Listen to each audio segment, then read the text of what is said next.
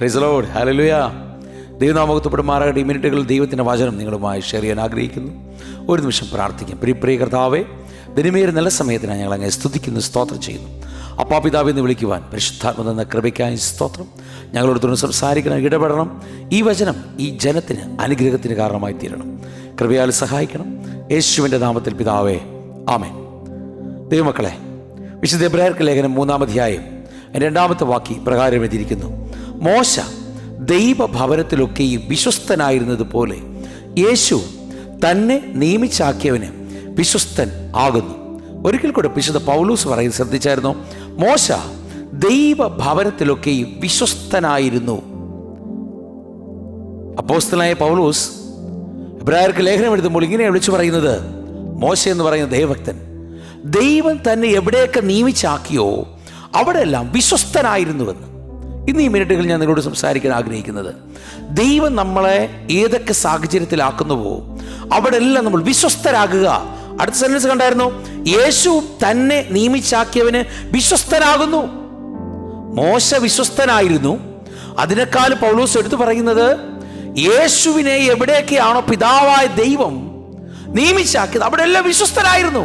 നിങ്ങൾ ചോദിക്കും, സജി ബ്രദറെ, എവിടെയൊക്കെയാ ദൈവം, പിതാവായ ദൈവം പുത്രനായ ക്രിസ്തുവിനെ ആമയെ നിയമിച്ചാക്കിയത്? നിങ്ങൾ ശ്രദ്ധിച്ചേ, ക്രൂശിൽ. ക്രൂശിൽ അവിടെ എല്ലാം വിശ്വസ്തത കാണിച്ചു. കാരണം താൻ പ്രാർത്ഥിക്കുന്ന യേശുവേ, പിതാവിനോട് കർത്താവ് കഴിയുമെങ്കിൽ ഈ പാനപാത്രത്തിൽ പോകണം, എന്റെ ഇഷ്ടമല്ല നിന്റെ ഇഷ്ടം സംഭവിക്കണം. ദൈവം തന്നെ എവിടെയൊക്കെയാണോ നിയമിച്ചത്, എവിടെയൊക്കെയാണോ താൻ ആകെ പോകേണ്ടത്, ഏതൊക്കെ മേഖലയിലൂടെ കടന്നു പോകേണ്ടത്, അവിടെ എല്ലാം യേശു കർത്താവ് വിശ്വസ്തനായിരുന്നു. അതുകൊണ്ടാണ് പൗലോസ് എടുത്തു പറയുന്നത്, മോശ തന്നെ നിയമിച്ചാക്കിയ മേഖലയിൽ മുഴുവൻ, നിയമിച്ചാക്കിയതെല്ലാം വിശ്വസ്തനായിരുന്നു. ഇന്ന് ഈ മിനിറ്റുകളിൽ പ്രിയ സഹോദരന്മാരെ, ദൈവം നമ്മളെ എവിടേക്ക് ആക്കുന്നുവോ അവിടെ വിശ്വസ്തരാകുക. ഇട്ടേച്ചു പോകുന്നവരായിട്ടല്ല, തുടങ്ങിയിട്ട് പകുതി വഴിക്ക് ഇട്ടേച്ചു പോകുന്ന സ്വഭാവം നമുക്ക് വേണ്ട. തുടങ്ങിയിട്ട് പലപ്പോഴും സുവിശേഷ വേലയ്ക്ക് ഇറങ്ങിയിട്ട്, പ്രാർത്ഥനയ്ക്ക് ഇറങ്ങിയിട്ട്, പ്രതികൂലങ്ങളും പ്രതിസന്ധികളും വരുമ്പോൾ പകുതിക്ക് വെച്ച് നിർത്തുന്നവരെ ഞാൻ ഒത്തിരി കണ്ടിട്ടുണ്ട്. പക്ഷേ എന്നാൽ വിശുദ്ധ ബൈബിൾ എഴുതിയിരിക്കുന്നു, ദൈവം നിന്നെ എവിടെയൊക്കെ നിയമിച്ചിട്ടുണ്ടോ, പരിശുദ്ധാത്മാവ് നിന്നെ എവിടെയൊക്കെ നിയമിച്ചാക്കിയോ അവിടേക്ക് വിശ്വസ്തനായിരിക്കുക. വിശ്വസ്തനായിരിക്കുക. മോശ വിശ്വസ്തനായിരുന്നു. യേശുവിനെ കുറിച്ച് പൗലോസ് പറയുന്നു, തന്നെ എവിടെയൊക്കെ ആക്കിയോ അവിടെ മുഴുവൻ വിശ്വസ്തനായിരുന്നു. ഈ മിനിറ്റുകളിൽ ദൈവത്തിന്റെ വചനം ശ്രദ്ധിക്കുന്ന നിങ്ങളോടും എന്നോടും സംസാരിക്കുന്ന ഇങ്ങനെയാണ്: ദൈവം നമ്മെ ഏതൊക്കെ മേഖലകളിലാക്കുന്നു, പരിശുദ്ധാത്മാവ് നമ്മളെ എവിടെയൊക്കെ ആക്കുന്നുവോ. നിങ്ങൾ ശ്രദ്ധിച്ചോ, ദാനിയേൽ എന്ന് പറയുന്ന ഭക്തന് എൻ്റെ അഭിപ്രായത്തിൽ പറഞ്ഞ സിംഹത്തിൻ്റെ കുഴി നല്ല സുഖവാസ കേന്ദ്രമായിരുന്നു. അവൻ ലൈഫിൽ, എൻ്റെ ഭാഷയിൽ പറഞ്ഞ, ദാനിയേൽ ഉറങ്ങിയത് ഒരു ശല്യമില്ലാതെ സിംഹത്തിൻ്റെ കുഴി സുഖമായിട്ട് ഉറങ്ങി. ദാനിയേലിനറിയാം, ദൈവം എന്നെ ഇവിടെ നിയമിച്ചിട്ടുണ്ടെങ്കിൽ ഞാൻ ഇവിടെ കിടന്നുറങ്ങും. നിങ്ങൾ ശ്രദ്ധിച്ചോ, പത്രോസ് എന്ന് പറയുന്ന ഭക്തനെ 2 ചങ്ങലകൾ ബന്ധിച്ച് 2 പടയാളികളുടെ നടുവിൽ ഇട്ടു. പത്രോസ് സുഖമായി കിടന്നുറങ്ങി.